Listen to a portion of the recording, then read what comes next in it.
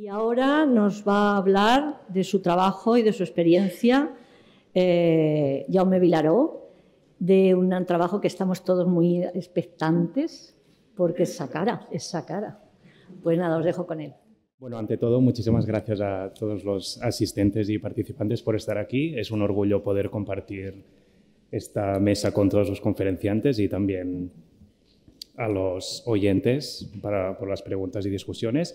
Y sobre todo, muchísimas gracias a la organización, a María Antonia y a Pía, y también a Isabel y a Esther, porque la verdad que me parece una iniciativa súper importante, porque así nos conocemos un poco entre todos, los trabajos que llevamos a cabo, las problemáticas, y también esto nos sirve para luego, si tenemos algún problema, ya sabemos a quién contactar, sobre todo ahí. Bueno, pues yo os voy a hablar de la misión arqueológica hispano-egipcia de Saqqara, que actualmente se cambió el nombre, así que os voy a dar a conocer el nuevo nombre, se llama SEAMS, y incluye diversos proyectos, de los cuales os voy a hablar de dos en concreto, los cuales están situados en Saqqara. Uno de ellos tienen diferente cronología y aunque están muy cercanos a nivel de localización, son contextos totalmente diferentes y de periodos totalmente diferentes. Y vamos a ver un poco las problemáticas y los objetos que aparecieron, sobre todo a nivel más general, para ver un poco las problemáticas que hay y sobre todo el tema de restauración de urgencia, porque aquí, si algo caracteriza a los dos yacimientos es el carácter de la restauración, que no pudo ser una restauración, digamos, organizada, que se pudo decidir, se pudo hacer un planning, un proyecto, no, tuvo que ser en el último momento y de urgencia, como vamos a ver sobre todo en el segundo caso. Ante todo, también me gustaría dar las gracias a la dirección del proyecto, al doctor Josep Cervelló y a Mohamed Youssef por la confianza y sobre todo también a todo el equipo de arqueología, uno a uno, porque al final la restauración no es algo cerrado en sí mismo, sino que tenemos que estar siempre en contacto con el grupo de arqueólogos, de epigrafistas, arquitectos, etcétera, porque lo que nos sirve a nosotros también les sirve a ellos y lo que nos interesa a nivel de información nos lo pueden dar ellos, luego nosotros también les damos información, así que siempre hay un poco este juego e intercambio de opiniones y sin uno no puede existir el otro. Así que muchas gracias. Voy a empezar por el complejo funerario, el que se ha denominado como el Hamassin, y de ahí el nombre que se daba al proyecto en sí, pero digamos que ahora, como hay diferentes proyectos, como el Hamassin ha pasado a formar parte del SEAMS. Este complejo funerario, no voy a entrar en detalles de arquitectura, ni de simbología, ni por qué está en el sitio que está, etcétera, porque esto no es el tema de la conferencia, pero a nivel de cronología estamos situados a finales del Reino Medio y primer periodo intermedio, cosa que afectará a las características del material. A nivel de localización nos situamos en Saqqara, en el Bajo Egipto, y obviamente aquí también es interesante ver un poco las diferentes tipologías de materiales que nos aparecen, porque hemos visto Luxor, hemos visto Oxirrinco, en el Sicaid Project también, así que para ver un poco también dar a conocer que hay proyectos, digamos, en todo Egipto. Esta es la necrópolis de Saqqara. Aquí estaría la pirámide escalonada de Necherjet, o Djeser, como se llamaría más adelante. Y el primer caso de estudio que os voy a comentar es con el Hamassin. Como podéis ver, está situado en Saqqara, pero está muy lejos del área, digamos, conocida y de necrópolis. Y esto afectará muchísimo a la hora de tomar las decisiones que se tuvieron que tomar y a nivel de las características del yacimiento que ahora os voy a explicar. Esta misión tiene diferentes fases y los antecedentes empiezan la historia del yacimiento empieza en 1997, cuando se encuentran, digamos, toda esta serie de bloques de granito. Estas fotos son del 1997. Y en estos bloques de granito hay información, sobre todo hay bastantes individuos mencionados, pero sobre todo se hace referencia a este sumo sacerdote de Ptah, de nombre Imebhor, y es interesante porque este nombre es un ápax, es decir, solo está documentado en este caso, y esto será muy importante en relación a lo que va a pasar después con toda la problemática del yacimiento. Se detectaron muchas piedras de caliza que formarían parte de lo que se ha pensado que era la cámara funeraria, con un techo a dos aguas, cosa que es también muy interesante a nivel de cronología y tipología, y después fragmentos de granito que voy a mencionar también después por el tema de la conservación.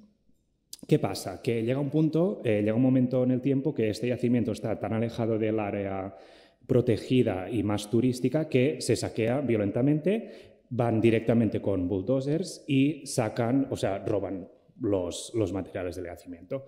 Entonces, cuando se vuelve allí alrededor de ese tiempo, pues se encuentran que ha sido saqueado y se empiezan a aparecer bloques de esas estructuras en casas de subastas alrededor del mundo. Entonces, claro, he dicho que el nombre de mejor era importante porque como es un APAX, pues, y también a nivel de paleografía, etcétera, pues se llega a la conclusión que todos estos bloques vienen de ese yacimiento. Entonces se para la excavación. Aparecen todos estos bloques en casas de subastas alrededor del mundo, etcétera. Y sobre todo estas estatuillas que son muy únicas, también por el momento las inscripciones también siempre en referencia a mejor, que empiezan a aparecer en todas estas casas de subastas. Y entonces la excavación se para. En el 2019 se decide volver allí. Primero se hace una prospección, de ahí el nombre del proyecto Kom el Hamashin, porque en principio solo se iba a ir allí. Y en esta prospección se descubren estructuras que van a formar parte de lo que voy a comentar después del segundo proyecto, pero se vuelve sobre todo a Kom el Hamashin para ver un poco lo que quedaba, lo que había, si había algún material, documentar las estructuras que quedaban, etc. Y ahí empieza un poco las problemáticas del tema de restauración y conservación, porque era un sitio que había sido expoliado, pues no sabíamos qué nos íbamos a encontrar, no sabíamos si iba a salir material orgánico, inorgánico. Entonces, como era la primera vez, también era un poco de, bueno, vamos a ver como lo que ha comentado María Antonia del templo de Tutmosis III, que al principio era un poco incógnita, pues también aquí. Entonces, el problema era que continuaban habiendo saqueos en el yacimiento, con lo cual era importante saber que si salía algo de allí, se tenía que actuar de urgencia porque puede estar un día, pero en el siguiente día puede no estar. Entonces, de ahí el carácter de la urgencia. Aquí se pueden ver, por ejemplo, todos estos sacos que utilizaron los expoliadores para crear las barreras para que no cayera la arena. O sea, todo el tema este del expolio es una aventura en sí misma. Entonces, se empezó la excavación propiamente dicha y a nivel de materiales empezaron a salir todos estos bloques de caliza. Aquí, por ejemplo, se pueden ver marcas de las radiales que utilizarían los expoliadores para coger bloques, y en este caso dejaron algunas marcas en bloques que no se llevaron, y empezaron a salir, digamos, los materiales que se tenían que tratar. Entonces, como caso ejemplo, por ejemplo, a nivel de excavación, salían bloques enormes que se tenían que sacar en el momento para continuar la excavación, y tampoco había mucho tiempo de, vamos a pensar ahora cómo vamos a hacer esto de la forma ideal, en un mundo ideal y con los métodos ideales, porque básicamente no los teníamos. Estamos muy alejados muy adentrados en el desierto, con lo cual se tenía que actuar bastante rápido. Entonces, pues, por ejemplo, en este caso, para mover esta piedra, que obviamente pues era bastante difícil de mover, al principio nos llevaron, digamos, un poco materiales que no servían, pero bueno, al final la protegimos bien y se pudo mover sin, digamos, grandes dificultades. Luego, a nivel de material, sobre todo aparecían estos bloques decorados, y básicamente las labores de conservación eran de limpieza, para que se pudieran leer bien los jeroglíficos y luego los epigrafistas pudieran recomponer cómo podría haber sido este edificio, del cual no sabíamos casi absolutamente nada, y después también, pues, hacer un poco las comparaciones con los bloques que ya habían sido descubiertos en su momento, los que aparecieron en las casas de subastas, etc. Así pues, las labores de restauración fueron eso, sobre todo limpieza de suciedad y concreciones. En algunos casos estaban muy incrustadas, pero era bastante importante por este tema de las inscripciones y los motivos iconográficos, porque también en ese yacimiento hay mucho bloque que fue reutilizado ya en su momento de otras necrópolis. Por lo tanto, era importante ver bien los detalles, ver bien el tipo de iconografía, los jeroglíficos, si había algún cartucho, etcétera, para luego ver un poco de dónde podría proceder este material que había sido reutilizado. Así pues, en este caso, la limpieza, pues, ayudaba siempre a los arqueólogos y epigrafistas.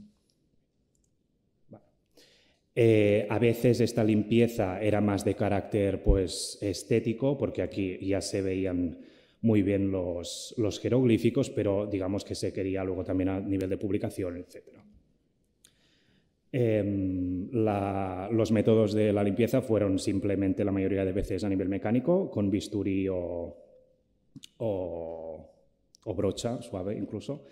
Y luego había algunos casos donde directamente el soporte estaba muy deteriorado. Por ejemplo, aquí hay un cartucho y pues era bastante importante saber los signos jeroglíficos que aparecerían en su interior para ver pues la época, si se podía vincular con algún otro fragmento, etcétera. Se intentó hacerlo lo mejor que se pudo, limpiar lo mejor que se pudo, pero tampoco al final hay cosas que no, la piedra estaba demasiado erosionada y tampoco se podía llegar a grandes resultados. Se tiene que tener en cuenta que estos bloques, la mayoría de ellos estaban en superficie, con lo cual, al estar tan alejados al interior del desierto, pues había habido mucha erosión, muchos cambios de temperatura, etcétera, con lo cual, al estar en superficie, algunos de ellos presentaban muchas problemáticas.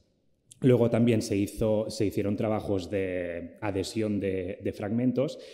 En este caso es bastante interesante el tema de decidir cuándo se tiene que unir y cuándo no se tiene que unir, porque realmente son piezas que están en el almacén que nunca, en principio, van a ser expuestas en ningún museo. Entonces también se juega un poco con el tema de no hace falta unirlas, pero también es verdad que a veces igual llegas al almacén y un fragmento ya no lo encuentras. Entonces, como bueno, pues vamos en algunos casos a hacer lo que se puede para que la pieza esté toda junta y luego pues también a nivel de publicación, etcétera, se pueda tratar como un único elemento.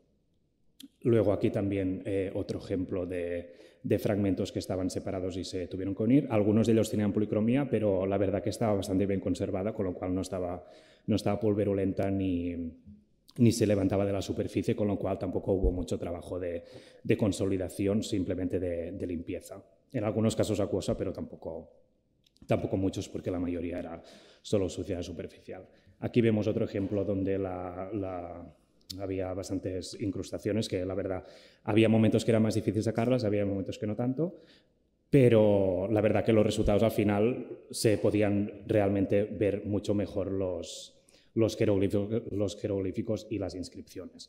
Luego, otro detalle interesante que salía a veces a nivel de limpieza cuando se terminaba de limpiar es también información a nivel de técnica de ejecución, porque a veces parece que la conservación y la restauración solo sirva para ayudar a los arqueólogos y a los epigrafistas, pero también sirve a nivel de la materialidad, ¿no? De saber cómo las personas que inscribieron estos jeroglíficos, cómo lo hacían. Por ejemplo, aquí se ve restos del diseño preparatorio, luego se ve también este mortero antiguo que un poco rellenaba algún deterioro que podría tener la piedra. Entonces, a nivel de limpieza también salían todas estas cosas que son muy interesantes a nivel de manufactura, y de hecho creo que María Antonia también comentó algo de técnica de ejecución, que había mortero antiguo, etc. Con lo cual, estas cosas siempre son bastante interesantes de tener en cuenta y de ver.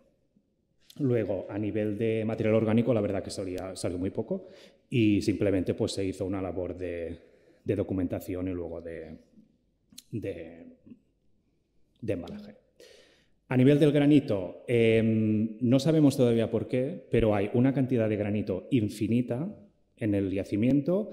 A los alrededores, te vas andando al desierto durante 15 minutos, sigues encontrando granito. No sabemos qué está pasando con este granito. Sabemos que al menos gran parte de esta cantidad de granito vendría del yacimiento, porque, de nuevo, hay fragmentos donde se incluye el nombre de Imebhor, con lo cual está asegurado que provienen de allí, pero no se sabe lo que era, no se sabe si era un sarcófago, si era una estela, si era un dintel, etc. Ya a nivel esto ya más a nivel de simbología, teniendo en cuenta la titulatura y el estatus que tendría Imebhor, es bastante raro que el granito aparezca allí.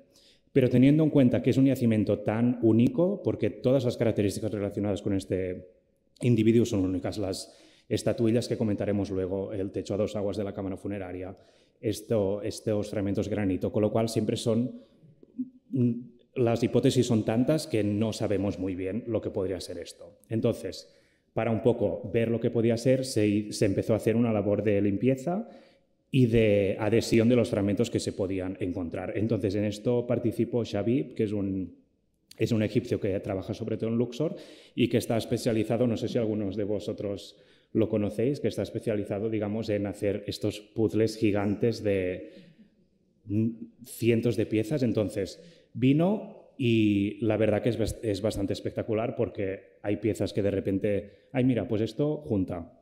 Y tú lo miras y dices, no sé cómo lo has hecho, pero bueno, porque no hay inscripción ni hay nada, pero bueno.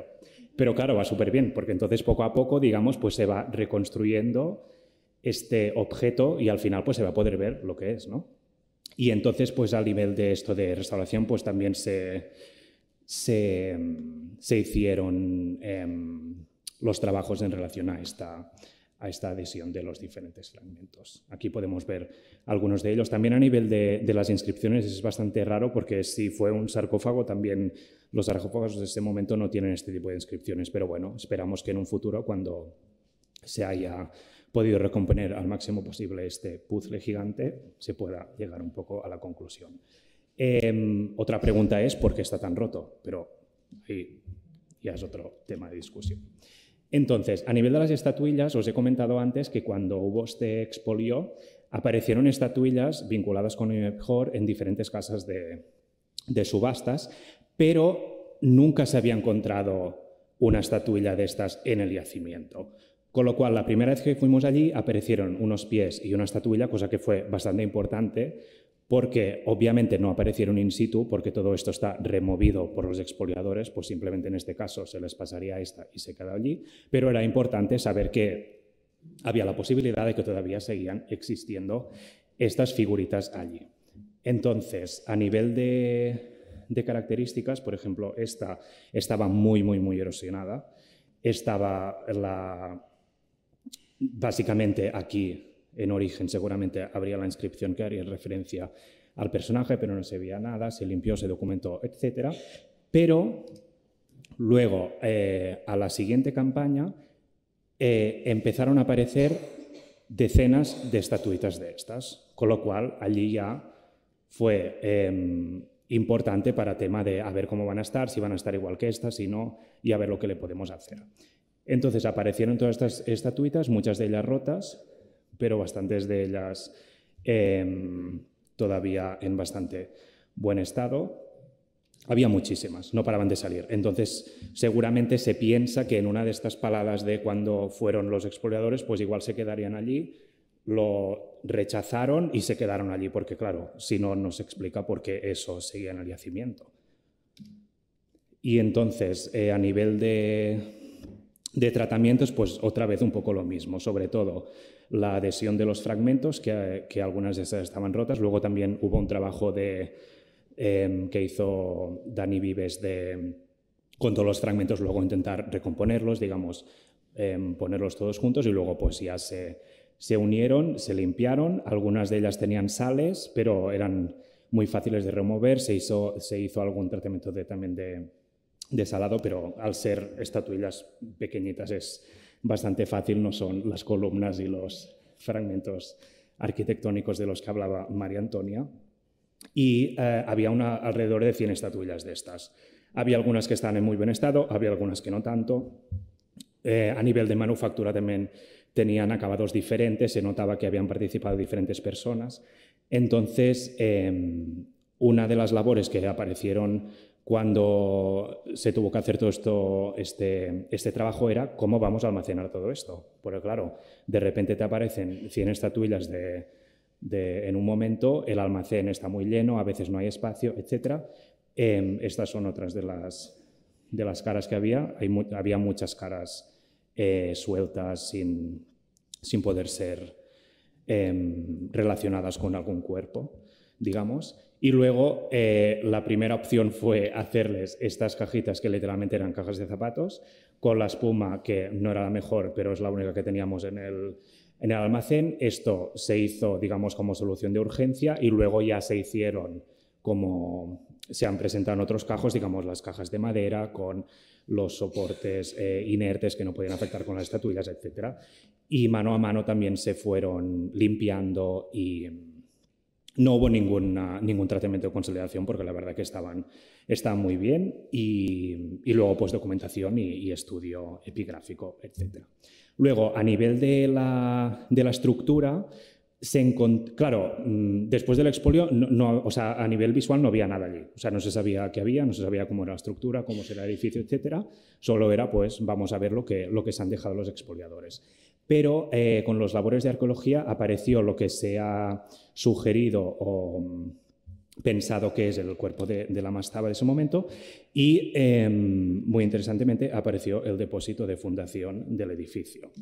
En este caso aparecieron un montón de recipientes de cerámica con el tapón todavía.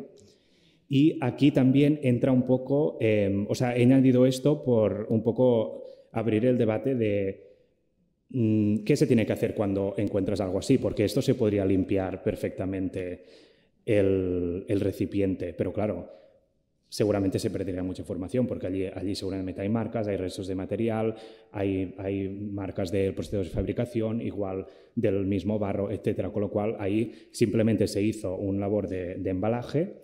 Luego también aparecieron estos cuenquitos de alabastro y luego nuestra ceramóloga María y Zulema sacaron muestras porque dentro todavía había restos de material porque estos tapones estaban todavía in situ y estos restos se han llevado a analizar. Entonces, pues en este caso tendremos un poco resultados de qué materiales se estaban utilizando en estos recipientes en el depósito de fundación, que es algo bastante único y bastante importante. Pero sobre todo a nivel de esto de conservación, pues un poco ver en estos casos qué se tiene que hacer, porque entonces estás un poco afectando a los datos que esto puede llegar a dar, porque aunque no se analice ahora, se puede analizar seguramente en el futuro. Aquí podemos ver fotografías más detalladas. Vale, entonces, esto ha sido un poco las labores que hubieron en Kom el Hamassin y sobre todo esto fueron de limpieza.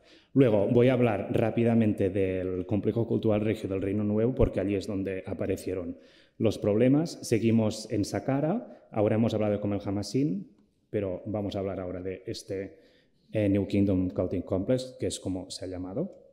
Y esto aparece porque en la prospección de 2019, cuando se tenía pensado volver a Kom el Hamassin, se empezaron a descubrir depósitos de cerámica, afloraciones de cerámica sueltas por ahí, por el desierto, que parecía que estaban vinculadas con un recinto de adobe que no había sido documentado. Entonces, pues, se pensó que sería bastante interesante empezar a hacer una excavación, porque claro, todos esos depósitos de cerámica, cada puntito de aquí, seguramente tenían algún significado, estaban vinculados a este recinto o no, entonces se quería ver un poco lo que estaba pasando. Este es uno de estos depósitos. Entonces, se empezó a excavar esa estructura de adobe. No se trataron los adobes porque realmente esto era una operación que tenía que ser bastante rápida, teniendo en cuenta siempre la localización del yacimiento. Y luego también habían estructuras de piedra, materiales, etcétera, algún que otro material orgánico. Y luego poco a poco empezó a aparecer esta planta de adobes. Y en principio a nivel de cultura material y de bienes muebles tampoco había, digamos, mucha problemática. ¿Qué pasó? Que a medida que se iba limpiando y se iban entendiendo un poco mejor las salas y la estructura, aquí ayer que decíamos de la sombra, este camión también está bastante cotizado. Luego ya se podía ver mejor, por ejemplo, en Google Earth la estructura y digamos, empezó a entender un poco lo que había allí, que era una planta muy irregular, única y que hacía allí. Entonces, tampoco voy a entrar a nivel de simbología, pero haciendo comparaciones se ha podido comparar un poco con las plantas de los palacios del Reino Nuevo. Esto no lo he comentado antes, pero esta estructura se ha fechado en la dinastía 18 por tema de iconografía, que ahora voy a comentar, y materiales. Entonces se hablaba un poco de este tema de que podía ser un palacio ritual, pero esto muy con pinzas porque obviamente se necesitan todavía muchos estudios, pero es algo muy único que está adentrado en el desierto con esta simbología, etc. Entonces, aquí ahora empieza lo que ya no hace tanta gracia para el restaurador. Entonces, empezaron a aparecer un montón de pinturas murales en el suelo, que se habían caído pues, de las paredes, del techo, de los ángulos, etc. Por ejemplo, aquí podemos ver algunas de estas. Eran muy fragmentarias al principio y entonces vemos pues, jeroglíficos, motivos geométricos, que de nuevo comparándolos con las pinturas de palacios vemos también una relación, aquí motivos circulares. Esto no sé muy bien, pero es un ángulo, entonces pues también habrían pinturas en los ángulos, trozos de serpiente, aquí más fragmentos geométricos y por ejemplo aquí esta roseta pues se puede comparar con elementos del palacio de Malcata de Amenhotep III. Y aquí también motivos geométricos. ¿Qué pasa? Que estos fragmentos, cuando aparecían sueltos por allí, pues muy bien, pero a veces aparecían fragmentos que luego los ibas microexcavando, pero es que aparecían más, por encima, por abajo, por el lado, y estas pinturas estaban puestas directamente sobre el barro, no había ningún tipo de capa de preparación y estaban muy frágiles. Si se tocaba, se rompía. Entonces, esto empezó a aparecer, pero también los arqueólogos tienen que excavar, entonces se tenía que ir bastante rápido a la hora de sacarlos. Entonces pues se hizo el empaperado, ahí también que se habla del empaperado, y se intentó sacar, claro, había muchísimos fragmentos, centenares de fragmentos. Entonces se intentaron sacar pues al máximo posible porque también no había mucho tiempo, no sabíamos si íbamos a poder volver al yacimiento, etc. Con lo cual era una labor sobre todo de urgencia, no solo a nivel de trabajo, sino también a nivel de tiempo, porque siempre, como es de esperar, eso aparece al final de la campaña. Entonces aquí vemos fragmentos de estos que se empapelaron para luego llevarlos al almacén, también eso fue una historia. Y luego lo que pasó es que había fragmentos de claramente simbología real, por ejemplo aquí vemos las patitas de un caballo, los restos de una rueda, esto se ha podido comparar con otras iconografías del momento, aquí otros fragmentos de caballo, y la figura que nos llevó más de cabeza fue la figura de la cabeza del rey, que puedes ver aquí la cabeza y luego el uraeus que le sale en la frente, y luego aquí hay restos de un ala de halcón, que sería restos de esto estaba expandido por la sala, esto sería la cabecita del halcón, y seguramente sería un Horus Vegdeti que protege al faraón. Claro, ¿qué pasó con esta pintura? Uno, era muy grande, y dos, estaba enganchada en el suelo, porque allí había llovido, la gente se había pasado por encima. Y no sabemos, o sea, se tenía que sacar sí o sí, no teníamos tiempo, pues vamos a ver un poco lo que se va a hacer. Entonces, obviamente se empapeló y luego lo que hicimos, porque era tan grande, fue cortarla por los trozos donde obviamente no había iconografía ni pigmento, porque esto realmente se alargaba por toda la sala, y luego, aparte de cortarla, se intentó limpiar los bordes porque no se podía quitar de ninguna de las maneras, y luego lo que se hizo fue cortarla por abajo, porque de esta forma menos se podía sacar y llevarla al almacén para luego ya continuar los temas de conservación, porque allí no se podían hacer. Además, a la hora de hacer la consolidación y empapelado, se evaporaba el disolvente. Bueno, o sea, no sé, cuando te preguntan en una entrevista de trabajo situaciones de estrés, esto. Así que, pero...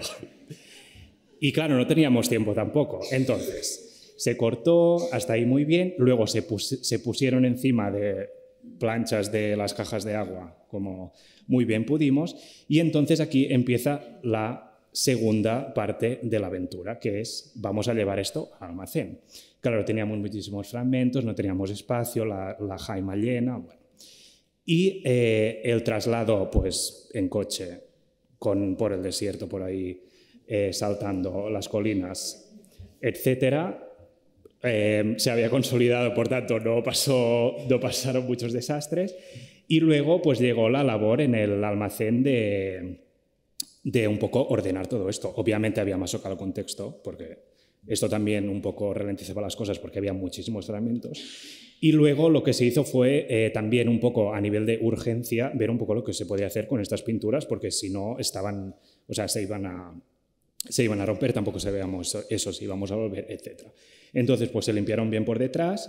De forma interesante, habían salido todas estas marcas del adobe que estaría allí originalmente. No se sabe cómo continuaría la iconografía, etc. Era iconografía real del Reino Nuevo, pero esto daba información sobre, digamos, otra vez, pues la manufactura, etc. Entonces, otra cosa que pasó es que había muchos bloques de pinturas que se habían sacado enteros y luego cuando en el almacén los intentábamos limpiar aparecían pinturas dentro del barro incrustadas, con lo cual de una pintura aparecían 10 por ahí dentro. Luego pues también esto, pues luego nuevos números, contextos, etcétera. Y luego con esto lo que se decidió hacer también aquí, se habló con los inspectores, etcétera, y al final se pusieron estas gasas que hicieron como digamos de un soporte nuevo con varias capas. Claro, yo os he presentado la pintura de la cabeza del rey, pero esto había muchísimas, la del Horus, había otros fragmentos más grandes, etcétera. Luego se puso, digamos, una camita, esto solo, digamos, que se puede quitar, para luego girarlo, porque como había las marcas del adobe, pues era una superficie bastante irregular. Luego se giró y ya se empezó a hacer el desempapelado para luego consolidarlo por arriba, inyectar lo que se tuviera que hacer, algunas reintegraciones, etcétera. Y estuvo bien porque no se había, al menos la pintura estaba allí. No había pasado nada desagradable. Aquí me gustaría dar las gracias a los compañeros egipcios que nos ayudaron un montón, porque había muchísimos fragmentos. Y luego, a nivel de conservación preventiva, claro, en este caso era bastante importante porque por el momento las pinturas estaban directamente encima de las estanterías de la sala de almacén. Entonces, pues era también un poco ver cómo podemos solucionar este tema para que no haya polvo, etc. Entonces se hicieron estas cajas, algunas a medida. Luego se recubrieron con material inerte, se recortó la forma de las pinturas, etcétera, y se fueron poniendo todas ellas encima, dentro y con el contexto, etcétera, por si algún día alguien quiere estudiarlas, pues solo hace falta buscar la caja y encontrar la pintura que les interesa. Entonces, esto es todo. Me gustaría dar las gracias a todos los compañeros del equipo que hacen la labor que sea mucho más fácil y también a los patrocinadores y a vosotros. Gracias.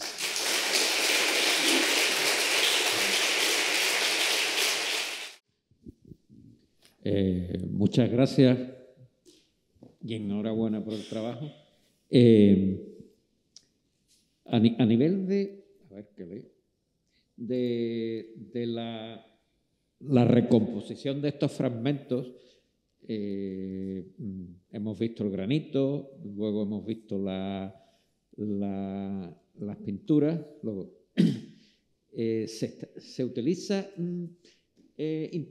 algún programa de inteligencia artificial a la hora de recomposición, aparte de la habilidad del técnico egipcio que ha nombrado antes, que es ¿no? mejor que la inteligencia. Pero estoy pensando que hoy en día, sobre todo a nivel de luego recomponer la imagen lo más aproximada a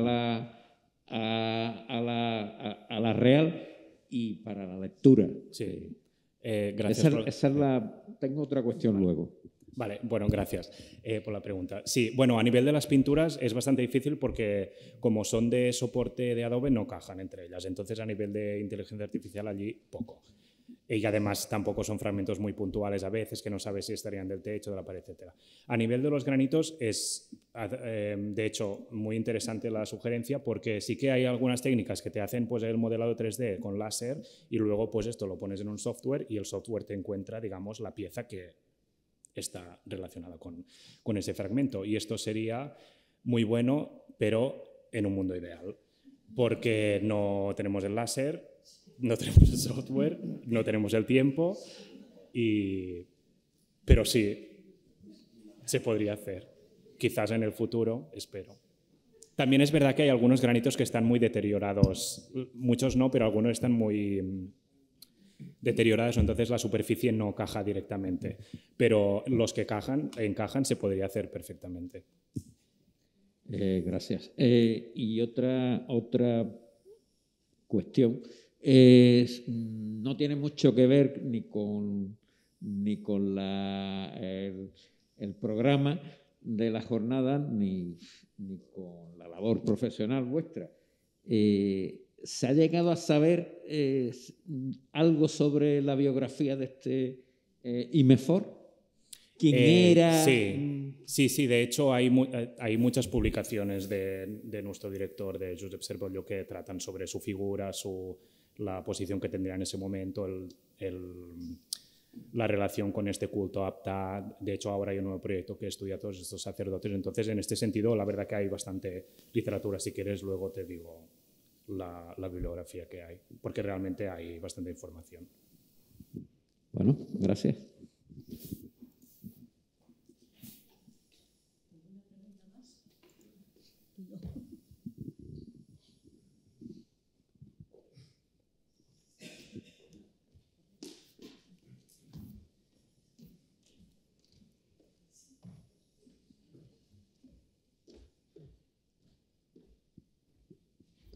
Hola, buenas. Quería preguntarte qué tipo de adhesivo utilizasteis en la excavación para unir las piezas en esas uniones de urgencia que estabais haciendo. Con el granito, Paraloid. Lo preparamos nosotros, o si no, con epoxi. Vale, pero nos compramos un epoxi que era, no sé, era muy raro. Entonces hicimos el Paraloid mejor. Vale, nada más. Gracias.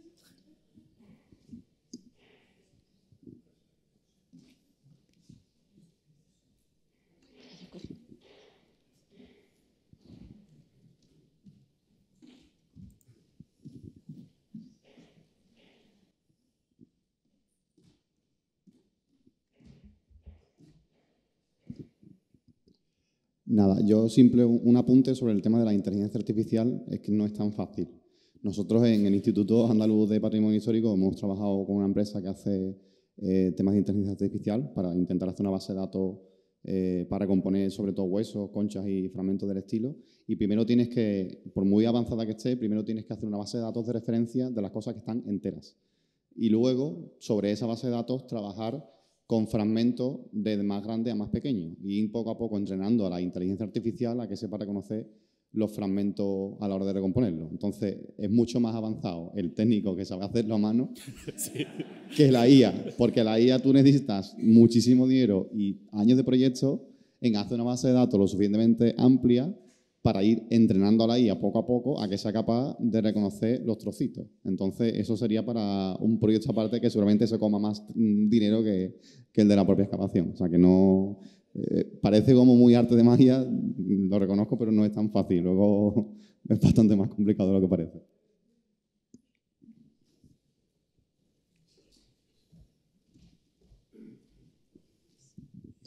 Sí, yo quería preguntar el futuro de esta excavación. ¿Qué vais a hacer en la próxima temporada? ¿Qué tenéis previsto en vista de lo que habéis encontrado en esta? Sí. Bueno, de la de Comel Hamassin ya se excavó toda la estructura y se dio por cerrada.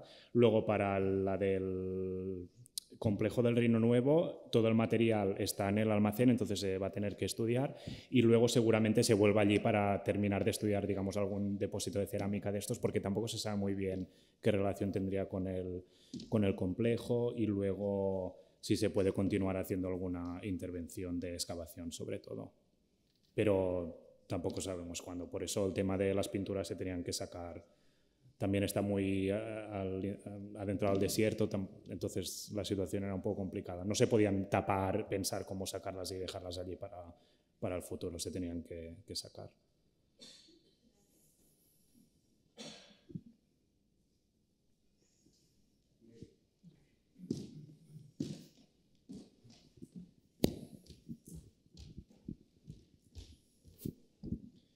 Y para el tratamiento de la parte posterior de las pinturas, ¿has pensado quizá cómo podrías traspasar esto? ¿Has pensado, tienes alguna idea de cómo podríamos hacerlo, cómo se podría hacer? Claro, lo que habíamos... Claro, allí depende también un poco de lo que se quiera hacer con ellas, porque tampoco se ha pensado... O sea, esto nunca se va a poner en vertical, digamos.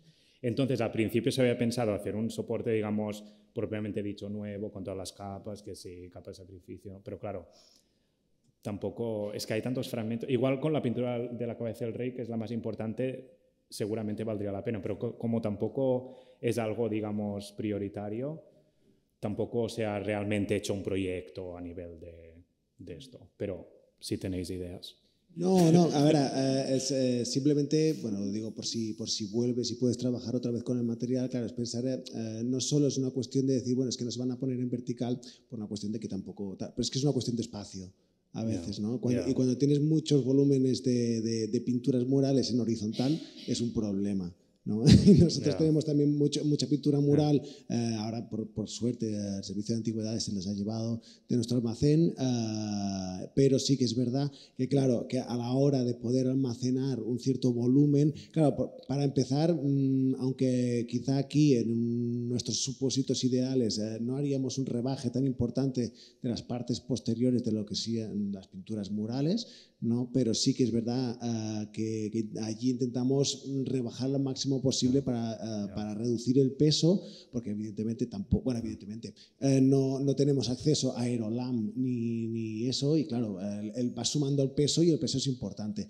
Claro, si en tu caso encima es el soporte Adobe de estas dimensiones, claro, es que el peso es bastante grande, con lo cual, no sé, por eso te preguntaba si habías tenido alguna idea, eso que vas pensando, bueno, y si tuviera que hacerlo, ¿cómo lo haría? ¿No? Porque claro, tienes un soporte muy grueso, ¿no? Y claro, el peso va sumando y es importante, ¿no? Por eso preguntaba a ver si se te había ocurrido alguna. No, de momento no. Pero muchas gracias, porque es algo a lo que pensar. Claro, a nivel de rebajarlo, claro, como están las marcas estas de... Claro. Sí, es como... No, a ver, eso es a ver, tampoco no hace falta que se hagan de estas, ¿no? Pero para dar... Pero es que claro, yo ahora pienso y digo, ostras, que me encuentro con este marrón y digo, bueno, ¿y qué hacemos? Porque claro, el tratamiento en horizontal es limitado porque se acaba el espacio y las estanterías son limitadas, ¿no? Y todo el espacio horizontal que puedas evitar, mucho mejor, ¿no? Sí, gracias. Y enhorabuena. Gracias.